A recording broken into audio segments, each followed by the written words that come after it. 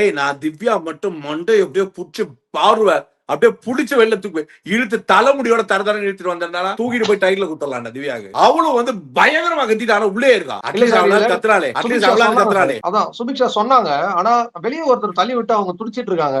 Medical team இருக்குன்னு எப்படி 2 பேரும் சொன்னாங்கன்னு எனக்கு தெரியல சார். அதுதான் அவங்க மோஸ்ட் இன்ஹியூமன் இந்த யூனிவர்ஸ் தான். மனுஷங்களே இல்லாத ஒரு ஐயோ எனக்கெல்லாம் இனிமேல் இந்த நான் என் வாயால அந்த பொண்ணோட விளையாட்டு விமர்சனம் பண்ணி எவ்வளவோ பாராட்டி இருந்தாலும் இந்த வாயால அந்த பொண்ணுக்கு சாபமே விட்டுறக்கூடாதுன்னு நான் நினைக்கிறேன் மனசாட்சி. அதாவது வருஷத்தோட அதுவும் ஆரம்பமா அதுவுமா டாக்ஸிக்கா எதுவும் பேசாம பாக்குறது பாசிட்டிவிட்டியா இருக்கும். நம்ம பேசுறதுக்கு நிறைய நெகட்டிவிட்டி இருக்கலாம். ஆனா பாசிட்டிவான விஷயங்களை அப்ரோச் பண்ணலாம். பாசிட்டிவிட்டியா மைண்ட் செட் பண்ணலாம். இது one of the most negative ugliest show of the season in the history of the Bigg pass.